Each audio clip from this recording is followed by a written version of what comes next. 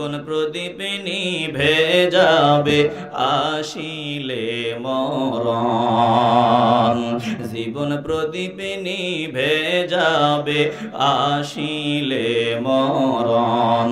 তোমার জন্য বানাইলেন আল্লাহ তামাম জাহান, তুমি রইলা ঘুমাইয়া হইলা না সচেতন।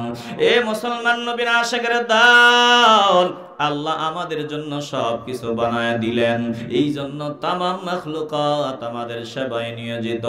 আল্লাহ ডাক দিয়া বলেন, ও মানুষের দল, আমি তোমাদেরকে সৃষ্টির সেরা মাখলুকাত বানায় দিলাম, সব সৃষ্টিকে তোদের খেদমতে লাগায় দিলাম। তোদের কাছে আমি আল্লাহ কি চাই শুনিয়া লও। আমি আল্লাহ চাই তোরা আমার বান্দা হয়ে থাকবি, আমার বান্দার কাতারে প্রবেশ করবি। এ মুসলমান ইমানদার, কবুল হলেই কপালটা খুলিয়া যাবে। দিল থেকে মহব্বত নিয়ে বলবেন, আমরা আল্লাহর বান্দা হতে চাই কি চাই না? আস্তে বলবেন না, জবান খুলিয়া বলেন, চাই কি চাই না? বান্দা কে?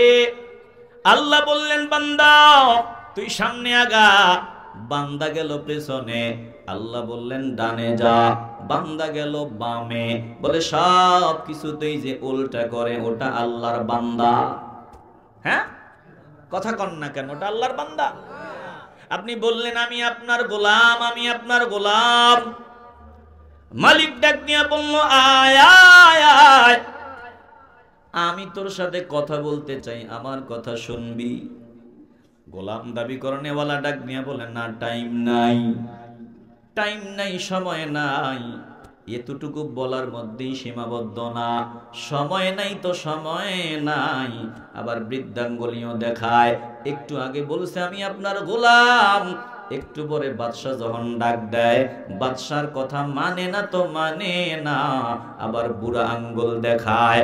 বলেন, এটা আদবওয়ালা নাকি বেয়াদব? আসতে বলবেন না, আদবওয়ালা নাকি বেয়াদব? এইরকম বেয়াদব আপনাদের রাঘবপুরে, এই লক্ষ্মীপুর জেলায় কি নাই? আসতে বলবেন না, নাই? দিল দিয়ে অনুধাবন করেন, কত বড় গাদ্দার, কত বড় বেয়াদব। আল্লাহর কোরআনকে অচল বলতে চায়। তোর ভালো লাগে না, তুই মানস না, তুই চুপ থাক। তুই জবান দিয়া বনস। ১৫০০ বছর আগের কোরআন এখন অচল। বলেন, যারা ১৫০০ বছর আগের কোরআনকে অচল বলবে, কোরআনের বিরুদ্ধে যুদ্ধ ঘোষণা করবে, এরা মুসলমান দাবি করলেও এদের সাথে আমাদের কোনো সম্পর্ক থাকতে পারে? আসতে বলবেন না, জবান খুলিয়া বলেন, পারে?